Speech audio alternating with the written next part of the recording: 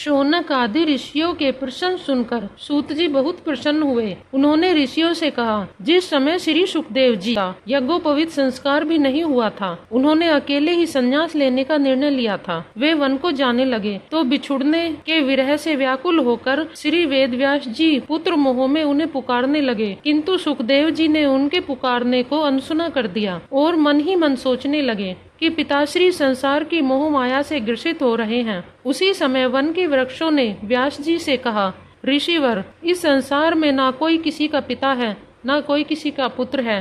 प्रत्येक प्राणी का यह शरीर सदैव जीवन मृत्यु के आवागमन चक्र में फंसा रहता है। शरीर मरता है, आत्मा नहीं मरती। आपको श्री सुखदेव जी के भक्ति मार्ग में व्यवधान उपस्थित नहीं करना चाहिए। यह सुनकर व्यास जी को संतोष हुआ और वे वापस लौटने लगे, परंतु फिर न जाने क्या सोचकर वे वन में सुखदेव जी के पीछे पीछे चलने लगे। सुखदेव जी श्री कृष्ण की भक्ति में लीन आगे चले जा रहे थे। तभी मार्ग में एक सुंदर सरोवर दिखाई दिया। उस सरोवर में कुछ सुंदर स्त्रियां नग्न स्नान कर रही थीं। उन्होंने सुखदेव जी को आते देखा तो किसी प्रकार की लज्जा नहीं की और उसी प्रकार स्नान करती रहीं। सुखदेव जी आगे बढ़ गए। कुछ देर बाद व्यास जी वहां आए तो स्त्रियों ने तत्काल अपने वस्त्र पहन लिए और लज्जा से सिर झुकाकर एक ओर खड़ी हो गईं। व्यास जी ने उनसे पूछा, तुमने मेरे पुत्र को देखकर तो पर्दा नहीं किया और मुझे देखते ही वस्त्र पहन लिए, इसका क्या भेद है? उन स्त्रियों ने कहा, हे ऋषिवर,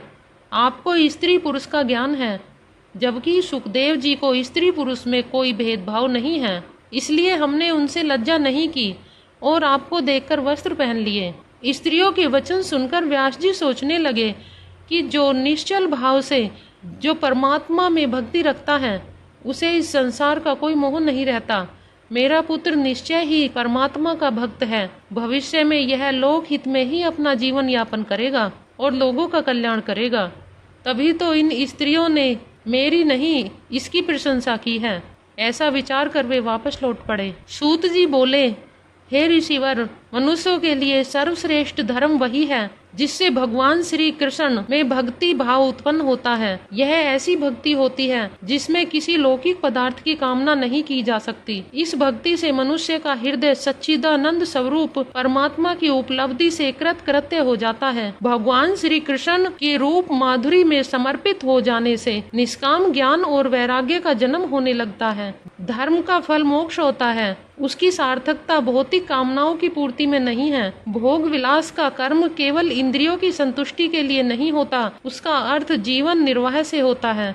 भक्त और भगवान के मध्य जब भेद समाप्त हो जाता है तब मुक्ति हो जाती है। विचारवान पुरुष भगवान के चिंतन में कर्मों के बंधन को काट डालते हैं। हे ऋषियों, पवित्र तीर्थों का सेवन करने से, उनमें श्रद्धा रखने से भगवत कथा में सहज ही रुचि उत्पन्न हो जाती है। भगवान श्री कृष्ण के यश का श्रवण करने तथा उनके नाम का जप कीर्तन करने से जीवन पवित्र हो जाता है। श्रीमद् भागवत और भगवान के भक्तों का निरंतर श्रवण करने से अशुभ वासनाएं तथा विकारों का नाश हो जाता है। चित्त निर्मल हो जाता है। हृदय में आत्म स्वरूप परमात्मा के साक्षात्कार होते ही सारे बंधन स्वयं ही टूट जाते हैं और हृदय परमानंद की अनुभूति से भर जाता है। सूत जी ने आगे कहा, हे ऋषियों, इस प्रकृति के 3 गुण हैं, सत्व, रज और तम। इन्हीं गुणों से लिप्त इस सृष्टि की उत्पत्ति, स्थिति और विनाश होता है। धर्म शास्त्रों में श्री ब्रह्मा को